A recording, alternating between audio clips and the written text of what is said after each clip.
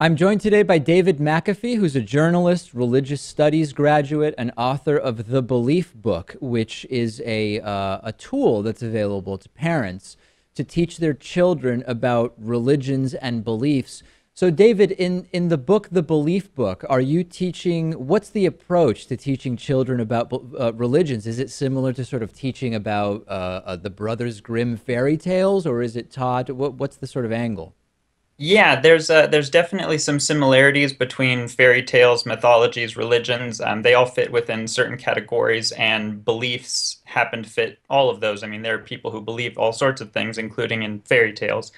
So the Belief Book was really an attempt to explain where beliefs come from and how our ancestors formed their first religions, where they got the idea that there might be a God in the sky, and how those stories passed on from generation to generation and to what we have today. And what have been some Basically, of the reactions to the book? I mean, certainly, I'm sure it's an appreciated tool for many parents who have a certain perspective on religion, but I can't imagine this approach is thrilling to everybody. well, no, definitely not. I've had a lot of criticisms, but believe it or not, most of those are from people who haven't actually read the book. It's not, a lot of people say that it's a tool to indoctrinate people into atheism and stuff like that.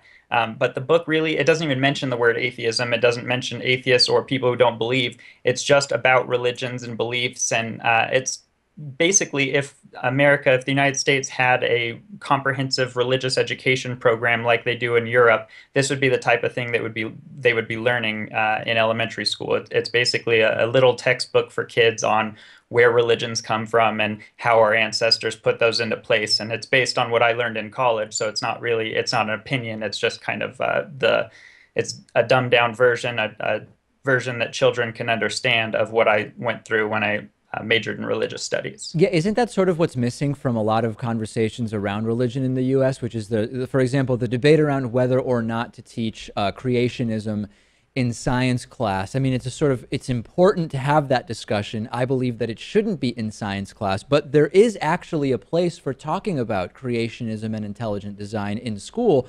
But shouldn't it be more in the context of how religion came about and how these sort of various creation ideas were formed? It seems there is a place for it, but it's not science class. You are exactly right. I completely agree. And I've been a very vocal advocate for religious education programs in the United States that mirror or are built off of programs that they already have in areas in Europe. We don't teach our children about religious study, about religions, about where they come from or how they interacted. We might have a little bit in our history classes or something like that, but nothing, or Greek mythology, but it's separate and it should be comprehensive. And when people don't learn about that stuff, then they learn about it only from their parents or from their family. And those aren't unbiased sources. Those are people who are going to have their own agenda and they're going to push it onto them. So I'm definitely in favor of a comprehensive religious education program. And creationism would definitely, I mean, a creation myths section of that class would be perfect.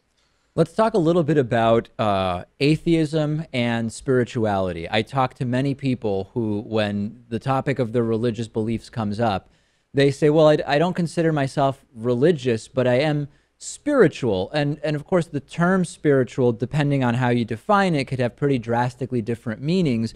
Talk to me first. What's your general view of when people make that claim, right? I'm not a religious person, but I am spiritual. Is it a claim that makes sense? And what do you think people mean by that? It does make sense in certain circumstances, and I think there are at least two different really common people who archetypes of people who say that. There's somebody who really is not religious but spiritual, somebody who doesn't adhere to a particular religion. They're not a Christian, they're not a Muslim, they're not a Buddhist.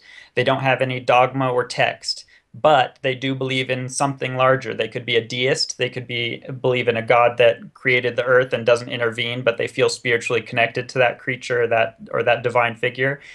Or they could be the other option, if they say they're religious but not spirit, or they're not religious but they're spiritual, is somebody who is not religious and but is afraid of kind of that negative connotation with atheism or non-belief in general. So they just say that they're spiritual to kind of uh, make people treat them a little bit better. What are the two or three important tenets in your mind of so-called spirituality? I mean, in thinking about it myself, one would be you're really looking for meaning, right? You're looking to try to assess or establish some particular meaning of life, either of your life as an individual or maybe of humans or of existence. And the other thing I think of is, and you sort of alluded to this, the idea of something bigger than oneself, which really is also about meaning, isn't it? Yep, yep. I've actually never heard it put quite that way, but I definitely agree that that's something that transcends all definitions of spirituality as something meaningful. And I would say that my personal, when I think of spirituality, I think of something involving a spirit, a soul, something supernatural and transcendent above the physical world. Not everybody uses that definition. Carl Sagan would be an example of somebody who defined spirituality as a natural wonder, the awe or wonder that he felt when thinking about the cosmos or looking at the stars. He defined that as his spirituality. Both of those have meaning in common, have something bigger than them in common, but one is supernatural and one is natural. And I think that's the important distinction that a lot of people don't understand when they talk about spirituality. So if you're defining spirituality as something that requires the supernatural or spirit, then I'm not a spiritual person.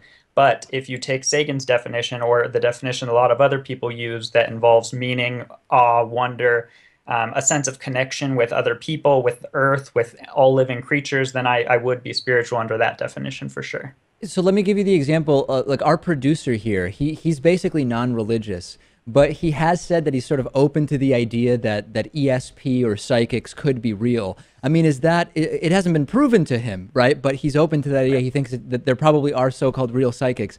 Is that a form of spirituality, or is that something else?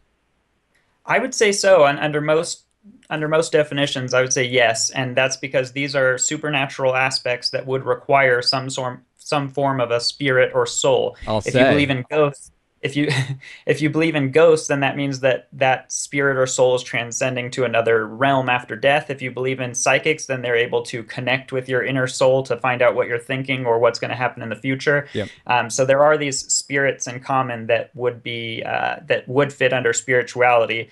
And for me, although I'm also open to the possibility, I mean, I'm open to the possibility that there could be a God too, but I just haven't seen the proof for that. And so I don't feel like believing in them's the right choice for me. I've interviewed the president of American Atheists, David Silverman, a bunch of times, and he is sort of in the camp of anybody who's not clearly religious is either atheist or agnostic. And he even goes further and says most people who say they're agnostic are actually atheist. And in my mind, I haven't asked him, but I think he would say people who are sort of loosely self-described as spiritual are probably more than likely, in his view, agnostics or atheists. But then you also have religious people who, when they hear someone say, well, I'm not religious, but I am spiritual, they might lean more in the direction of saying, well, no, you are religious. You just, for whatever reason, are hesitant to put a name on it. What do you think about that? I mean, there are obviously different people that for different reasons will want to sort of move so-called non-religious but spiritual people into one camp or the other, and they'd have a range of motivations for doing so. How should someone who says, I'm not religious but spiritual, think about when they hear maybe like a David Silverman say one thing and a religious conservative say another thing? That's definitely a big issue, and I think that when people say that they're not religious but spiritual, it really depends on the specifics of that scenario. You can't really lump all of those people into atheism or into religion because it depends on their circumstances. If they're saying, I'm not religious, but I have a close relationship with Jesus, for instance, that person is religious. That person is basing their belief on a religion, on a religious figure from a religious text. So they don't like religion. They might not. They might think of it as a bad thing, which is kind of odd in my mind, but they're trying to distance themselves from the word religion, despite the fact that they still read the Bible or go to church or believe in Jesus or believe in the Holy Ghost, or believe in Muhammad or whatever the religion is. So those people would clearly be in this instance religious, and then the people who don't have any religious text, who don't subscribe to anything, who don't believe in any deity, would be atheists. But if they believe in a general deity, they could be deists. There's just so much confusion between the terms. And you mentioned atheist and agnostic, for instance. I would be an agnostic atheist. I don't know that there's no God, so I'm agnostic, but I don't believe in them, so I'm atheist. And I think a lot of people fit into that category and don't really know it. I would say we're all agnostic, though, just because we don't know what's out there, and that's the real definition of it. I'll mention again, the book is called The Belief Book. We've been speaking with one of the book's authors, David McAfee. Great discussion. Thanks so much for talking to me about this. Thank you very much. I appreciate it.